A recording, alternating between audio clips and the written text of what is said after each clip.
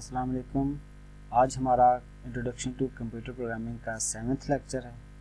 तो इससे पहले जो लास्ट लेक्चर था उसमें हमने डिस्कस किया था कि जो लेक्चर नंबर 6 था कि विजुअल स्टूडियो जो है उसको हम यूज़ कैसे करते हैं और उसमें एक प्रोजेक्ट कैसे बनाते हैं। जैसे मैंने अभी एक सोल्यूशन बनाया हुआ है सॉल्व इट ITCP लेक्चर्स के नाम से, और इसके अंदर मैंने एक प्रोजेक्ट क्रिएट किया हुआ है लेक्चर 07। तो उस वीडियो के अंदर ये डिस्क्राइब किया हुआ है कि कैसे ये एक छोटा सा प्रोजेक्ट बनाया जा सकता है। और उससे पहले जो लेक्चर था लेक्चर नंबर 5, जिसमें हमने इंट्रोडक्शन लिया था C++ का, और उसमें हमने बहुत सारी चीज़ें देखी थी। फॉर एग्ज़ाम्पल उसमें हमने देखा था कि कोई भी जो हमारा प्रोग्राम होता है, जब हम छोटा सा प्रोग्राम लिखते हैं तो वो कैसे लिखते हैं, उसका बेसिक सा स्ट्रक्चर क्या होता है। और ये लास्ट वीडियो में भी हमने डिटेल में चेक किया था कि ये जो चीज़ें ये प्री प्रोसेसर डायरेक्टिव्स हैं। इसमें जिस तरह ये मैंने 2 प्री प्रोसेसर डायरेक्टिव्स यूज़ की हुई हैं ताकि 2 डिफरेंट हेडर फाइल्स से मैं कुछ कंटेंट्स या कुछ डेटा जो है वो इस फाइल के अंदर, इस प्रोग्राम के अंदर यूज़ कर सकूं। और जाहिर है ये भी हमने डिस्कस किया था कि हम किस पर्पज़ के लिए इन्हें यूज़ करते हैं। ये जो IO स्ट्रीम है ये आउटपुट के लिए, सी आउट के लिए हम यूज़ करते हैं। अभी फ़िलहाल हमें सी इन का तो नहीं पता कि हमने इसको भी स्टडी नहीं किया, लेकिन हमने सी आउट को स्टडी किया था जो ये बताता था कि जब हमने स्क्रीन पर मैसेज को प्रिंट करना हो तो कैसे करें। तो आज का जो हमारा लेक्चर है वो इसी सी आउट ऑब्जेक्ट के इर्द गिर्द घूमता है। तो इसमें अब हमने छोटी छोटी बहुत सारी टास्क परफॉर्म करनी है। वो बहुत ज़्यादा नहीं है, बस 4 हमने कुछ पॉइंट्स हैं जिनको अंडरस्टैंड करना है। और उनमें से पहला पॉइंट जो है कि किस तरह हम लास्ट जो लेक्चर था उसमें हमने लास्ट जो 2 लेक्चर थे उसमें हमने ये देखा था कि एक सिंगल सी आउट स्टेटमेंट को कैसे यूज़ करते हैं, और फिर हमने लेक्चर नंबर 6 के अंदर उसको बाकायदा एग्जीक्यूट करके चेक भी किया था। तो आज हम ये देखना चाहेंगे कि हम मल्टीपल सी आउट स्टेटमेंट्स यूज़ कर सकते हैं या नहीं। कि फॉर एग्जांपल जो एक स्ट्रिंग है जो हमने लास्ट टाइम एक छोटी सी स्ट्रिंग प्रिंट की थी, क्या वही स्ट्रिंग मल्टीपल सी आउट स्टेटमेंट्स यूज़ करके प्रिंट की जा सकती है, ये देखेंगे। फिर हम ये देखेंगे कि अगर हमें मल्टीपल स्ट्रिंग्स डिस्प्ले करनी हो, लास्ट टाइम तो एक ही स्ट्रिंग थी और हम उसे मल्टीपल और हम उसे सिंगल और सी आउट के साथ यूज़ कर रहे थे। और जो पहला पॉइंट था उसमें हम क्या करेंगे, अब हम ज़रा चेक करेंगे कि उसी एक टेक्स्ट मैसेज को हम किस तरह यूज़ कर सकते हैं विद मल्टीपल सी आउट्स। और ये जो दूसरा पॉइंट जिस तरह मैं बता रहा था कि इसमें हमने अब हमारे पास स्ट्रिंग्स ज़्यादा हैं, एक से ज़्यादा स्ट्रिंग होंगी तो हम चाहेंगे कि वो सेपरेट लाइंस के अंदर नज़र आएँ, सेपरेट लाइंस में उनकी जो आउटपुट है वो नज़र आए। तो हम देखेंगे कि उसमें क्या कोई प्रॉब्लम आती है या नहीं, फिर उस प्रॉब्लम का क्या सोल्यूशन है। और जो तीसरा पॉइंट है वो ये कि लेट से हम मल्टीपल स्ट्रिंग्स प्रिंट करना चाह रहे हैं लेकिन हम मल्टीपल सी आउट स्टेटमेंट्स नहीं यूज़ करना चाहते। ये भी आपको क्लियर नहीं होगा। ये जैसे जैसे हम आगे इसकी प्रैक्टिस करेंगे, इसका कोड लिखेंगे, तो आपको इसका आइडिया क्लियर होता जाएगा कि मैं क्या कहना चाह रहा हूँ, और हम इस पॉइंट को दोबारा भी डिस्कस कर लेंगे। और लास्ट जो हमारा पॉइंट है वो ये कि कॉमन एस्केप सीक्वेंसेस कौन कौन से, वो हम ज़रा डिस्कस कर लें। तो ये एक ब्रीफ सा छोटा सा लेक्चर है हमारा, तो आइए स्टार्ट करते हैं। तो मैं एक छोटा सा कोड लिखता हूँ जो लास्ट टाइम हमने लिखा हुआ था, तो दैट इज़ सी आउट। और हमने ये लास्ट लेक्चर में डिस्कस किया था कि ये सी आउट के बाद ये जो लेस देन लिखा हुआ है इसका बाकायदा एक नाम है, ये एक प्रॉपर ऑपरेटर है, इसको हम स्ट्रीम इंसर्शन ऑपरेटर कहते हैं। और हमने इसके साथ एक छोटा सा मैसेज लिखा था, programming is great fun. Let's say हम ये एक छोटा सा एक मैसेज प्रिंट करना चाहते हैं। ये वो कोड है जो कि हमने लास्ट टाइम डिस्कस किया था। तो अब ज़रा ये देखते हैं कि हम इसी मैसेज को क्या मल्टीपल सी आउट स्टेटमेंट्स के साथ, क्या हम इसी एक सिंगल मैसेज को क्या मल्टीपल सी आउट स्टेटमेंट्स के साथ प्रिंट कर सकते हैं या नहीं। तो हमारा इस तरह पहला एजेंडा कंप्लीट होगा। तो लेट्स से मैं इसको कमेंट करता हूँ। ये देखें, हमने लास्ट लेक्चर में डिस्कस किया था कि जब आप चाहते हैं कि कोई स्टेटमेंट एग्जीक्यूट ना हो तो हम उसे कमेंट कर देते। तो मैंने इसी लाइन को कमेंट किया और अब मैं 2 सी आउट्स यूज़ करूँगा और सेम मैसेज प्रिंट करूँगा।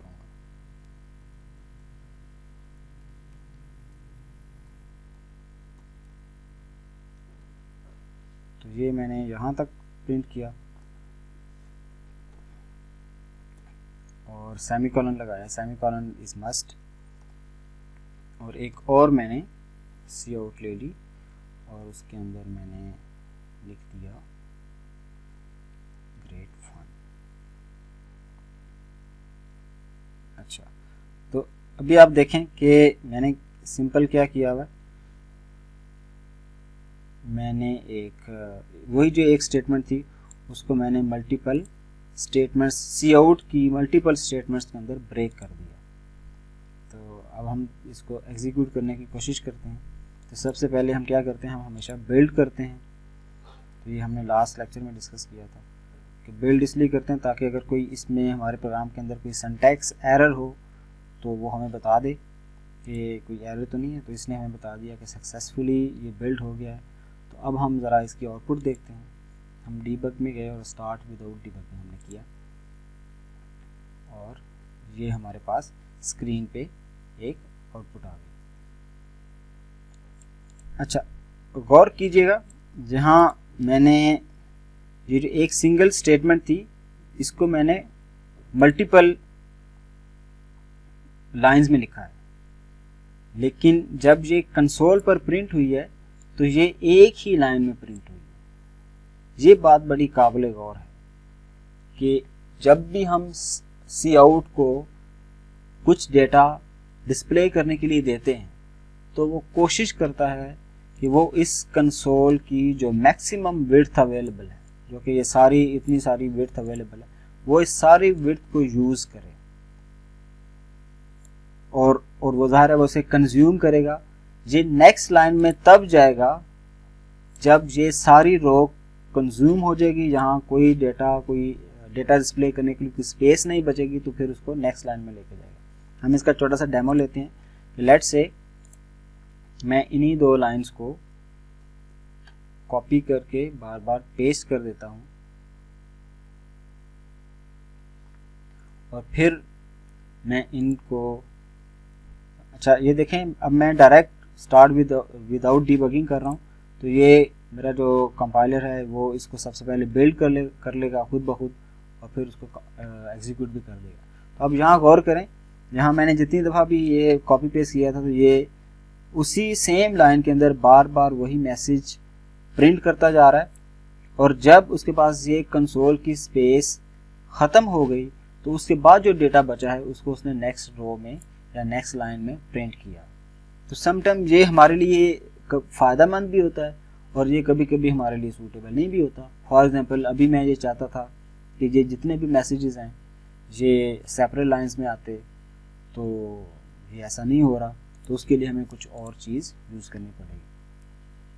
तो जो हमारा ये पहला जो एजेंडा था वो कंप्लीट हुआ कि जिसमें हमने ये डिस्कस किया कि हम कोई भी एक मैसेज उसको सिंगल लाइन में भी प्रिंट कर सकते हैं, जिस तरह हमने लाइन नंबर 26 के अंदर किया, और इसी मैसेज को हम ब्रेक भी कर सकते हैं। अच्छा, एक और इंटरेस्टिंग चीज़ ये है कि मैं इसमें से कुछ डेटा डिलीट कर देता हूँ ताकि हमारे लिए स्पेस बन जाए।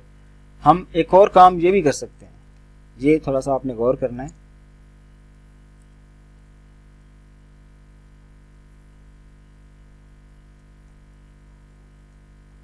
ये मैंने क्या लिखा, एक स्ट्रिंग मैंने सी आउट करना चाहिए और मैंने एक और इंसर्शन ऑपरेटर लगाया, लेस देन का एक और ऑपरेटर लगाया और जहां मैंने एक और स्ट्रिंग लिख दी और जिसके अंदर मैं ये वाला मैसेज प्रिंट कर देता हूं।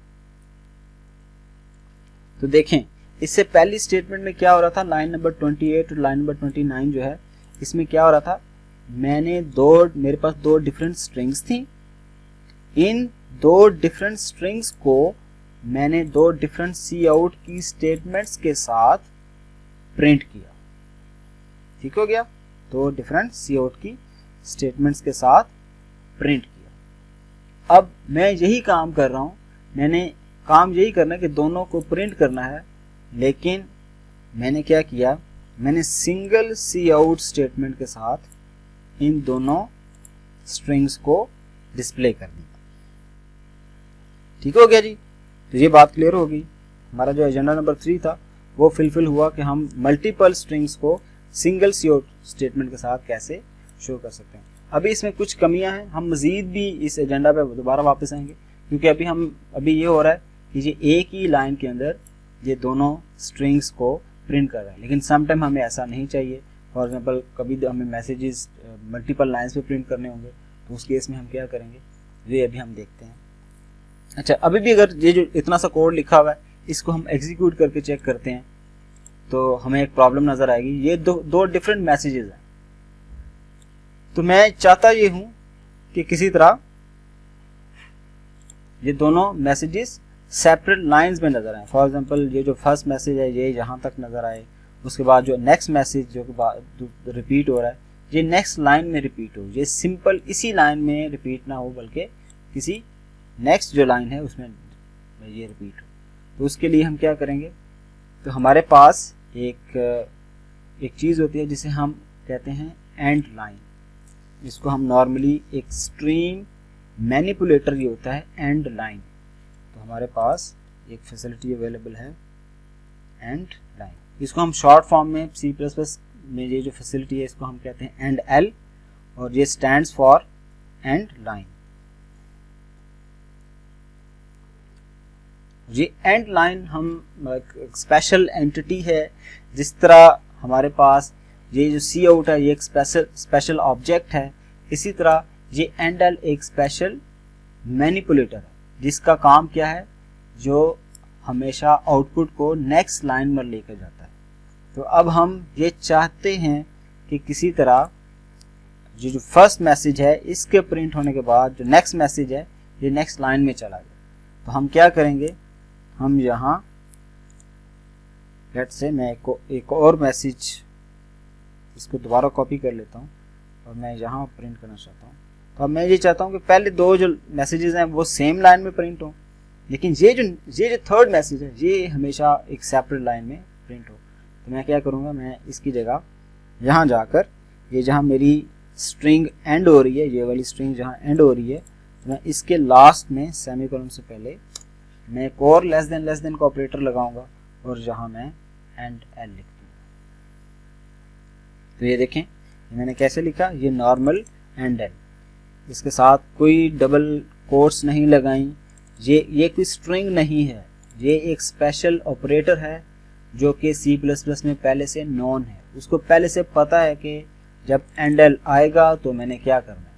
अब अगर हम इसको बिल्ड करें और एग्जीक्यूट करें तो हमारे पास ये देखें जो रिज़ल्ट आया वो क्या है कि हमारे पास दो जो मैसेजेस थे वो सेम लाइन में आने चाहिए थे, वो आ रहे हैं, और जो आखिरी मैसेज था वो सेपरेट लाइन में शो होना चाहिए था जो कि आ रहा है। इसका मतलब है कि हमारा जो रिक्वायर्ड रिज़ल्ट था वो एंड एल के साथ आ गया।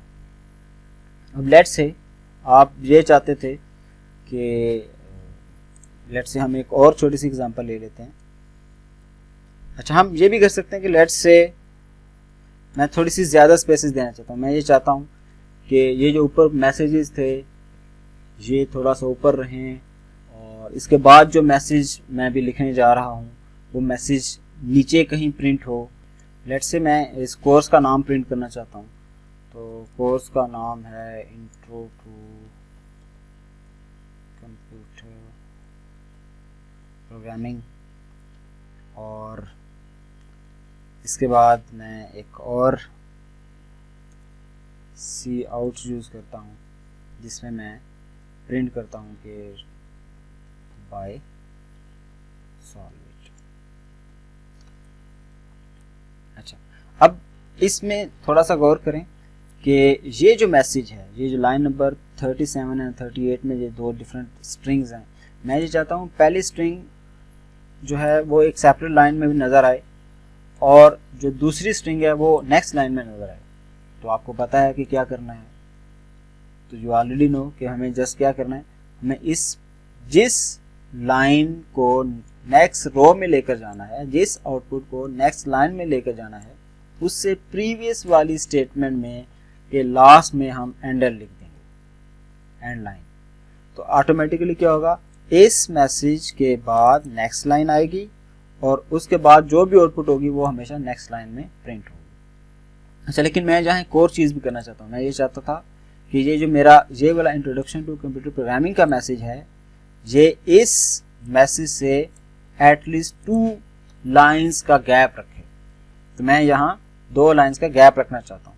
तो मैं क्या कर सकता हूँ, मैं एंडल लिखा, एक एंडल से 1 लाइन का गैप, और अब मैं 2 करना चाह रहा हूँ तो मैं लेस देन का ऑपरेटर एक दफ़ा फिर लिख के एक दफ़ा दोबारा एंडल लिख सकता हूँ। तो अब क्या होगा, ये आप जितनी दफ़ा मर्जी लिख दें, आप जितनी ज़्यादा स्पेसेस देना चाहते हैं या जितनी लाइंस आप डाउन जाना चाह रहे हैं स्क्रीन पे, तो आप उतनी दफ़ा एंडल लिख दें।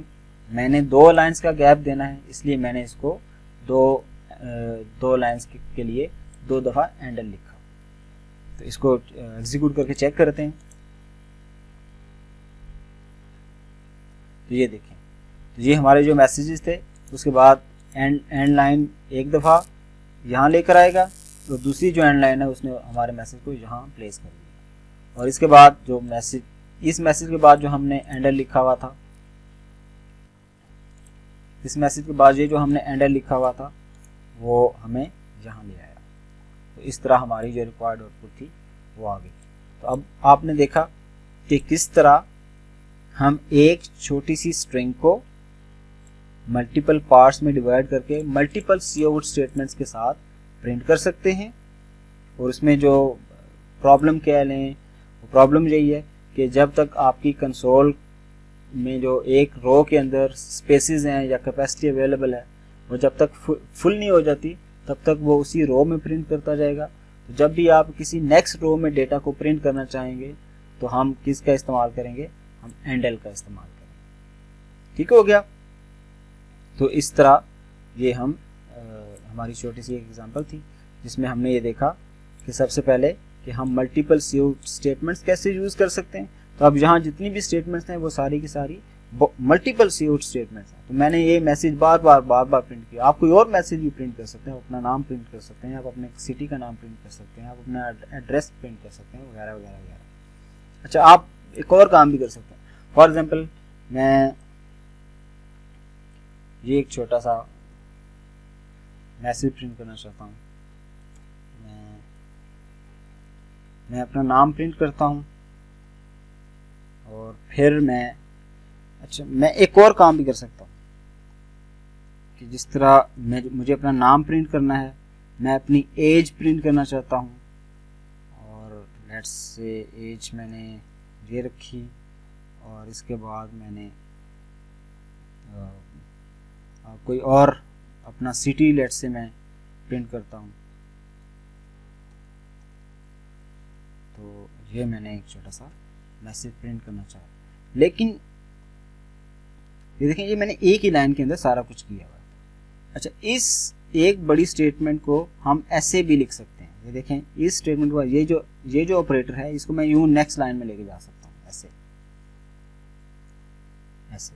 अच्छा, इससे कोई फर्क नहीं पड़ा, ये चीज़ ज़हन में रहे, इससे हमारी आउटपुट पे कोई फर्क नहीं पड़ेगा।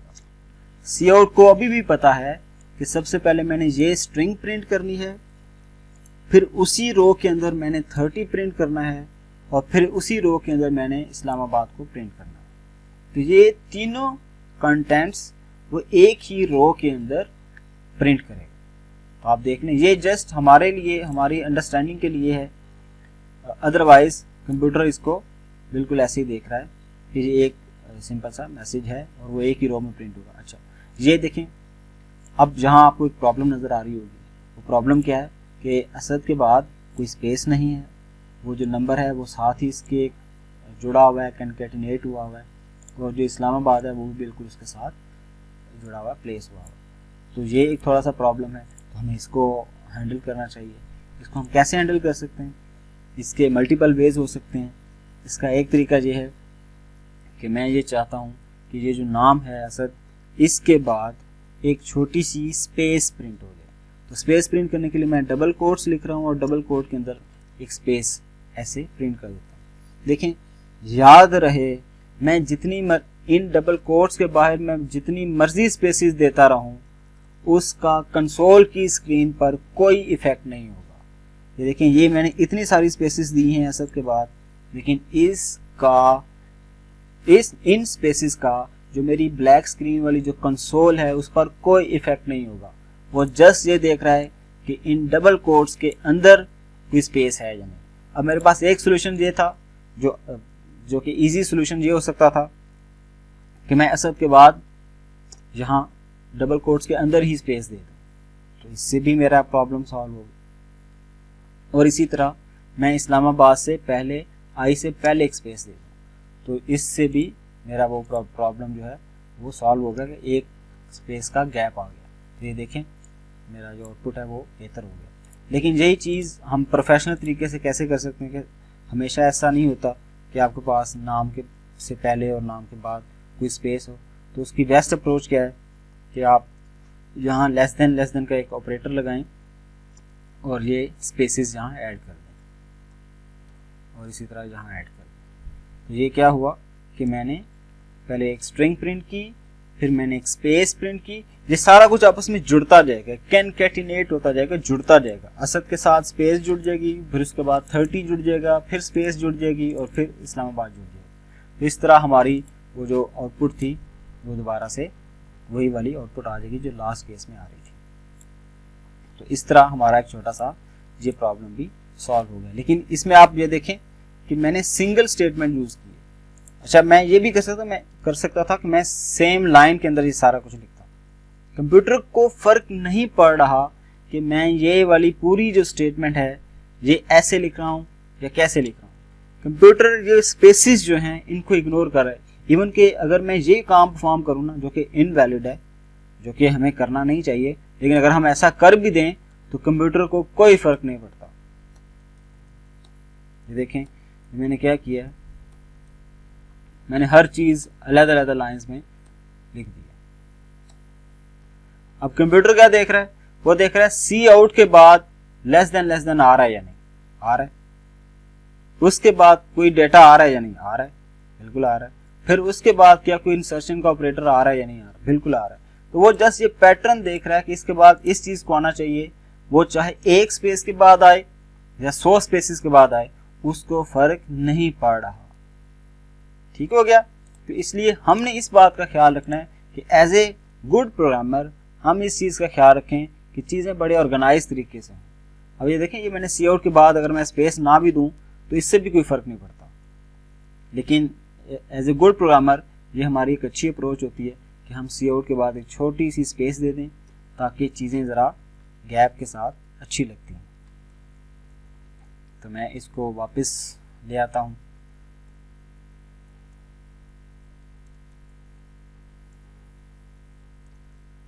तो इस तरह करके मैंने जो आउटपुट थी इसको ऐसे लिख दी।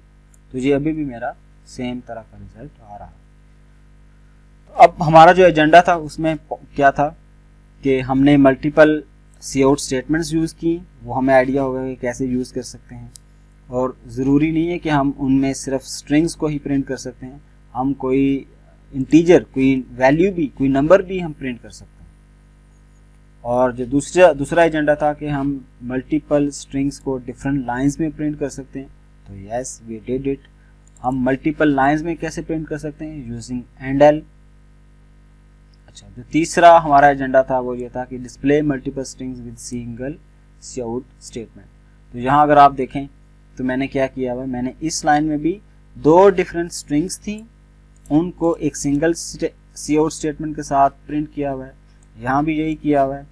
और लास्ट वाली जो स्टेटमेंट थी 44 लाइन में, इसमें भी मैंने यही किया हुआ है। मैंने 2 डिफरेंट स्ट्रिंग्स, बल्कि इसके साथ एक और नंबर जो है वो सिंगल सी आउट स्टेटमेंट के साथ यूज़ किया हुआ है। तो हम ये ऐसे यूज़ कर सकते हैं।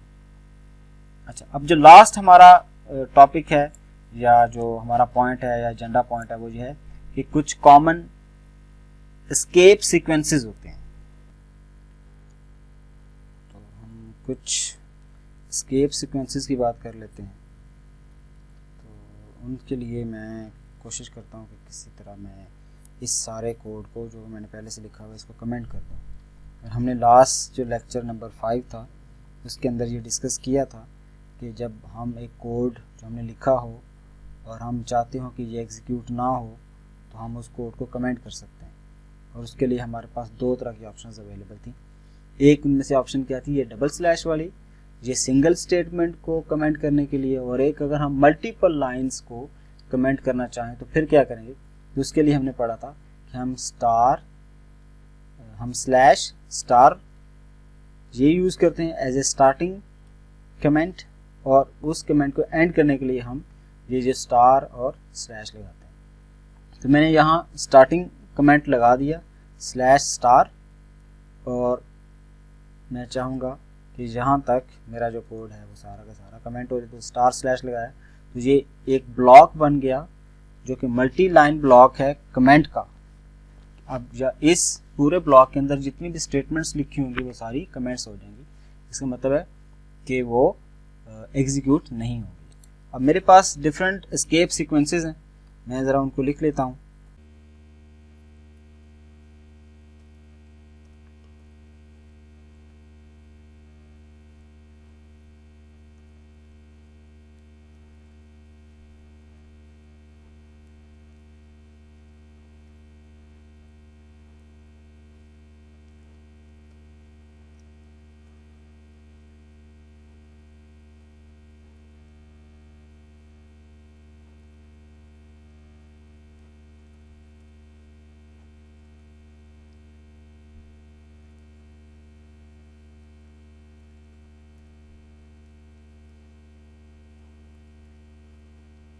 ओके जी, तो ये मेरे पास कुछ बेसिक से एस्केप सीक्वेंसेस हैं कि जिनको मैं नंबरिंग असाइन कर देता हूँ। तो ये मेरे पास 5 नेम एस्केप सीक्वेंसेस हैं। अच्छा, ये बड़े इंपॉर्टेंट है। इनमें से ये देखें, ये जो एस्केप सीक्वेंस है इसका एक सिंबल है, ये है बैकस्लैश n। ये इकट्ठा पढ़ा जाएगा, इसको ये दो करैक्टर्स नहीं कंसीडर करेंगे, ये एक सिंगल करैक्टर कंसीडर करेंगे। ये करैक्टर्स होते हैं, ये जितने भी हमें नज़र आ रहे हैं ना ये करैक्टर्स होते हैं, और ये बैक स्लैश के साथ आते हैं क्योंकि इनका स्पेशल मीनिंग है। जब हम बैकस्लैश n लिखते हैं तो इसका मतलब होता है ये न्यू लाइन में आपके आउटपुट को ले जाएगा। और न्यू लाइन में इससे पहले भी हमने एक चीज़ देखी थी कि जो हमारी आउटपुट को नेक्स्ट लाइन में लेकर जाती है वो एंडल थी। तो हमारा जो बैकस्लैश n है वो असल में एंडल के तौर पे काम कर रहा होता है, यानी कि हमारा काम एक ही है कि हमने नेक्स्ट लाइन में किसी तरह जाना होता है। तो उसके लिए हमारे पास दो फैसिलिटीज़ अवेलेबल हैं, एक एंडल की और दूसरी ये एस्केप सीक्वेंस है बैकस्लैश n।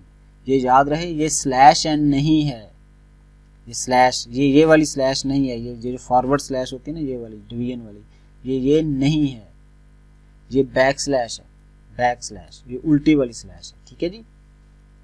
अच्छा, इसी तरह जो अगला एस्केप सीक्वेंस है इनको हम सबको बारी बारी टेस्ट करते हैं, पहले हम इनको अंडरस्टैंड कर लेते हैं। तो बैक स्लैश टी है, ये टैब के लिए। फॉर एग्जाम्पल आपने कुछ मैसेज कोई एक वर्ड लिखा है और आप चाहते हैं जो नेक्स्ट वर्ड है वो एक टैब की स्पेस के साथ, यानी कि मल्टीपल स्पेसेस के साथ आगे एक टैब के गैप से प्रिंट हो, तो आप ये एस्केप सीक्वेंस यूज़ कर सकते हैं बैकस्लैश टी।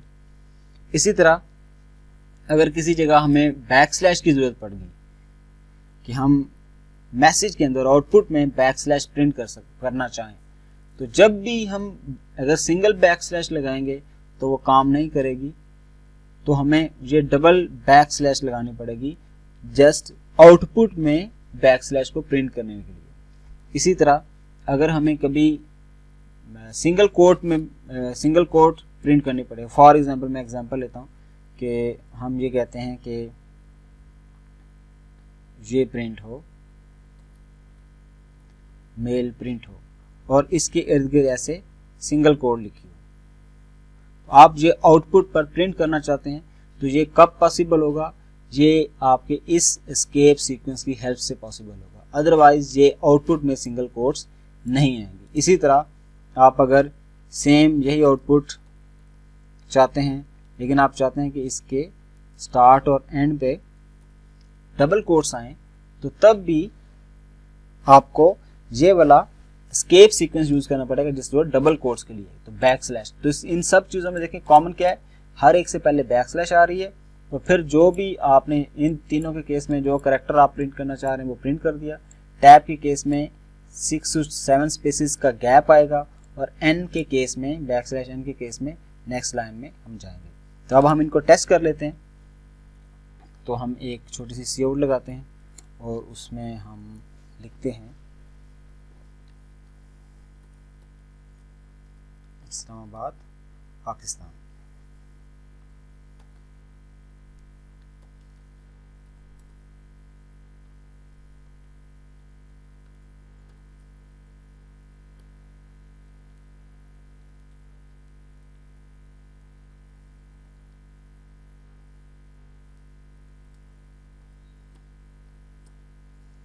प्रोग्रामिंग लैंग्वेज, और मैं चाहता हूँ कि किसी तरह ये जो C++ है, ये फ़िलहाल तो यहाँ मैंने एक सिंगल स्पेस दी हुई है, मैं चाहूँगा कि आउटपुट पर ये 6 to 7 स्पेसिस का गैप आए। लेकिन अभी फ़िलहाल मैं जस्ट आउटपुट लिख रहा हूँ ताकि हमें कुछ चीज़ें करने में आसानी हो।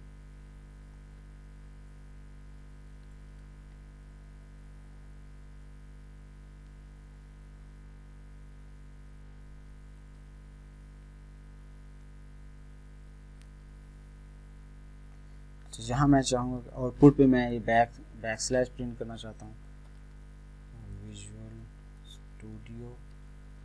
तो ये फ़िलहाल तो मुझे एरर आएगा, कोई सही तरह ये हमें नज़र नहीं आएगा। और यहाँ मैं इंस्ट्रक्टर का नेम प्रिंट करता हूँ और मैं ये चाहूँगा कि किसी तरह ये इस नेम से पहले ये मैं एक सिंगल कोड लगा दूं और इधर भी लगा दूं। और इसी तरह ये सॉल्विट जो है इससे पहले भी यहाँ एक डबल कोट आ जाए और यहाँ भी एक डबल कोट आ जाए। तो ये देखें अब मेरे लिए कुछ प्रॉब्लम्स इंक्रीज हो गई हैं। देखिए हमने एक चीज़ डिस्कस की थी, हमने वो जो चीज़ थी वो क्या थी कि जो स्ट्रिंग होती है वो डबल कोट से स्टार्ट होती है और डबल कोट पे एंड हो जाती है। तो ये तो हम स्ट्रिंग चाह रहे थे, लेकिन हमने जैसे ही यहाँ डबल कोट्स यहाँ से स्टार्ट हुई और जहाँ उसने देखा कि यहाँ डबल कोट दोबारा आ गई है, तो इसका मतलब ये स्ट्रिंग यहाँ एंड हो गई है। तो वो जस्ट इस स्पेस को एक स्ट्रिंग कंसीडर कर रहा है, जो असल में तो हमारी ये स्ट्रिंग थी। तो ये देखें यहाँ एक प्रॉब्लम आ गया। तो अब इस प्रॉब्लम को हम कैसे एड्रेस करेंगे, हम ये चाह रहे हैं कि भाई जो आपने स्ट्रिंग कंसीडर करनी है ना, वो यहां से लेकर इस डबल कोट से लेकर इस सेकंड लास्ट डबल कोट तक पूरी स्ट्रिंग को कंसीडर करना है और फिर उसे प्रिंट करना है। तो उसके लिए हमें इसे बताना पड़ेगा कि ये एंड ऑफ स्ट्रिंग नहीं है, कि ये जो डबल कोट है ये एंड ऑफ स्ट्रिंग नहीं है। इसके लिए हम इसके पीछे इधर बैक स्लैश लगा देंगे। देखिए कुछ मसाइल हमारे सॉल्व हो गए। इसी तरह ये जो है स्ट्रिंग, अब वो ये कंसीडर कर रहा है कि जहाँ आपकी स्ट्रिंग एंड हो गई है, तो अब ये भी प्रॉब्लम है। तो हमें इसे ये बताना है कि नहीं ये भी एंड नहीं है, तो हम इसके पीछे भी बैक स्लैश लगा देंगे और उसके बाद हमने ये डबल कोट लगा दिया। तो अब क्या है, अब वो यहाँ से लेकर यहाँ तक इस पूरे को एक स्ट्रिंग कंसीडर कर रहा है और स्ट्रिंग स्टार्ट कहाँ से हो रही है, इस डबल कोट से लेकर इस डबल कोट तक। ठीक हो गया। इसी तरह जब हमने असद को प्रिंट किया तो अब यहाँ भी हम सेम हमारे लिए प्रॉब्लम आएगी, तो हम यहाँ भी एस्केप सीक्वेंस लगाएंगे। लेकिन ये पहले लगाते हैं, ये याद रहे, डबल कोट्स या सिंगल कोट्स हों हम उनसे पहले बैक स्लैश लगाएंगे, बाद में नहीं। इस बात का खास ख्याल रखा जाए। और इसी तरह जब मैं विजुअल स्टूडियो को यहाँ टूल और फिर ये ऐसे लिखना चाह रहा हूँ, तो ये मैं ऐसे ही लिखना चाह रहा हूँ, इसका वैसे कोई इधर रिलेशनशिप बन नहीं रहा, लेकिन फिर भी मैं चाह रहा हूँ कि किसी तरह ये प्रिंट हो, तो मैंने बैक स्लैश ये लिख दिया। अच्छा, अब अब तो ये मैं जो लास्ट 3 वाले थे एस्केप सीक्वेंसेस, इनको हमने टेस्ट किया, इनको हमने लिखा कि कैसे लिखना है। इसी तरह अब जो टैब वाला है वो मैं चाह रहा हूँ कि C++ जो है ये टैब की स्पेस के साथ या टैब के गैप के साथ प्रिंट हो। तो मैं इससे पहले \t लिख दूंगा, तो ये क्या करेगा, ये इस पूरी स्ट्रिंग के अंदर जो कंटेंट्स हैं, ये वाले कंटेंट्स जो मैंने हाईलाइट किए हैं, और इसके बाद जो C++ है इनके दरमियान गैप इंट्रोड्यूस कर देगा 6 to 7 स्पेसेस। और हमारा जो लास्ट एस्केप सीक्वेंस है जो हमारा पहला था जो कि बच गया, दैट इज \n। अच्छा, अब ये मैं एंड के लिए एंड लाइन के तौर पे इसको यूज करना चाहूँगा। ये याद रहे, ये जितने भी एस्केप सीक्वेंसेस होते हैं ये सारे के सारे डबल कोट्स के अंदर इस्तेमाल होते हैं। यहाँ देखें ये भी डबल कोट्स के अंदर इस्तेमाल हो रहे हैं, ये आउटर वाली। इसी तरह ये \escape सीक्वेंस है, ये भी डबल कोट्स के अंदर है, ये भी डबल कोट के अंदर ही है, ये यहाँ से लेके यहाँ तक इसके अंदर है। ये \t जो है ये भी इसके अंदर है।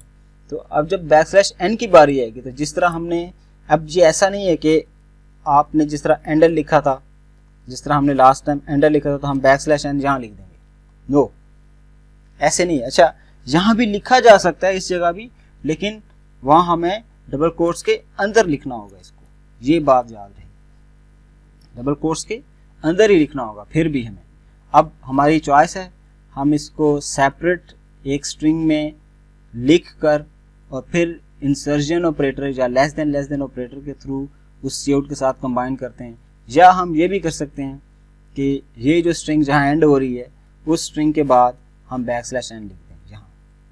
इसी तरह इस विजुअल स्टूडियो के बाद भी \n, और इसी तरह यहाँ भी \n और यहाँ भी \n। तो ये जो \n है that is equivalent to endl. ठीक है जी, ये इक्वलेंट है एंडल। बस इस बात का ख्याल रखना है कि एंडल हमेशा डबल कोट्स के बाहर आएगी, एंडल हमेशा डबल कोट्स के बाहर आएगी, \n हमेशा डबल कोट्स के अंदर आएगी। ये जो है एंडल, इसको ऐसे नहीं लिखना, ये जो मैं कर रहा हूँ ये गलत है, ऐसे नहीं करना। इसका हमें रिजल्ट क्या मिलेगा, वो क्या करेगा, वो इस एंड एल, ये जो टेक्स्ट लिखा हुआ है, ये जो स्ट्रिंग लिखी हुई है, इसको एज इट इज प्रिंट कर देगा, जो कि हमें नहीं चाहिए था, हमें तो नेक्स्ट लाइन चाहिए थी। तो अगर आप इसको एग्जीक्यूट करके चेक करें तो ये देखें,